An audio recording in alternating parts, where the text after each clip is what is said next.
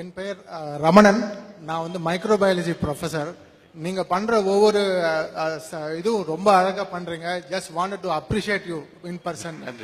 இது வந்து இன்னொரு அப்ரிசியேஷன். நான் வந்து அந்த வெள்ளம் டைம்ல வந்து நீங்க பரிசுல கொண்டு போய் அங்க நிவாரணத்துக்கு கூட்டது வந்து ஒரு பெரிய ஒரு பிரேக் த்ரூ. ஏன்னா அது ஷாலோ வாட்டர்ஸ்ல கூட ஈஸியா வந்து எல்லாரையும் காப்பாற்ற முடியும். அதை நான் பர்சனலா உங்ககிட்ட அப்ரிசியேஷன் சொல்லுங்கிறதுக்கே வந்தேன். ரெண்டாவது ஒரு சஜஷன். இப்ப நீங்க பண்ற அந்த மது விலக்குல வந்து பாத்தீங்கன்னா ஒரு முக்காவாசி ஃபெயிலியர்ஸ் வந்து அதுக்கு ஒரு ஆல்டர்னேட்டிவ். ஏன்னா கஷ்டப்பட்டு காத்தாலேருந்து ஈவினிங் வரைக்கும் அவங்க எக்கனாமிக்கலி டவுன் ட்ராடன் பீப்புள், அவங்களுக்கு அந்த ரியாலிட்டியை மறக்கிறதுக்கு தான் அவங்க மோஸ்ட்லி வந்து சைக்கலாஜிக்கலி பாத்தீங்கன்னா போறாங்க. அப்போ டெஃபினட்டா இயற்கை எண்ணெய் வந்து அவங்களுக்கு ஏதோ ஒரு ஆல்டர்னேட்டிவ் வச்சிருக்கோம். ஏன்னா எங்களை மாதிரி டவுன்ல வாழ்றவங்களுக்கு அதை பத்தி தெரியாது.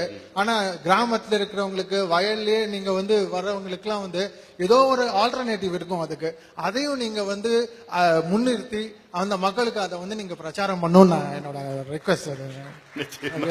அப்படி ஏதாவது ஆல்டர்னேட்டிவ் இருந்ததுன்னா நீங்களும் கொஞ்சம் சொல்லுங்க, உங்களுடைய யோசனைகள்லாம் சொல்லுங்க. என்ன செய்யலாம், என்ன மாதிரி ஆல்டர்னேட்டிவ் அவங்களுக்கு கொடுக்கலாம். ஏன்னா அவங்களுக்கு வந்து ஆல்டர்னேட்டிவ்னா இப்போ விவசாயிகள் இருக்கிறாங்க, உழைப்பாளிகள் இருக்கிறாங்க. விவசாயிகள் வந்து குடிக்கிறதுக்கு காரணம் பல காரணங்கள் இருக்கு. ஒன்று உழைப்பு, அடுத்தது கடன். கடன் பிரச்சனை இருக்கு, அதனால குடிச்சிட்டா அதை மறந்துடணும், எல்லாம் கடனை கேட்கிறாங்கன்னு.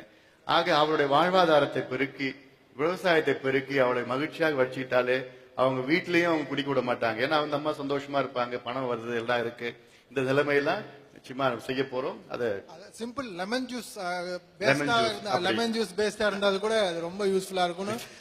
So all the best for you. Thank you for your all suggestions, very good suggestions. நன்றி.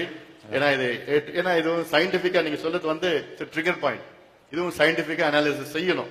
அவங்களுக்கு என்ன மாற்று, இப்ப பதநீர் இருக்கு, பதநீர் கொடுக்கலாமா, இல்ல வேற என்ன ஜூஸ் கொடுக்கலாமா, வேற எப்படி ஆல்டர்னேட்டிவா அவங்களோட ஆரோக்கியமான அந்த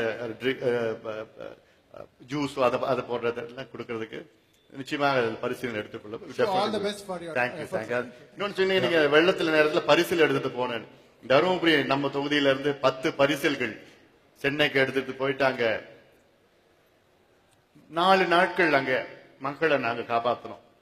இவ்வளவு தண்ணியில நான் போனோம், இறங்கி போயிட்டு சென்னையில அசோக் பில்லர் இவ்வளவு தண்ணி நாங்கெல்லாம் போய் அன்னைக்கு ஒரு நாள் மட்டும் கிட்டத்தட்ட வந்து 3000 பேரை நான் காப்பாத்தினேன்.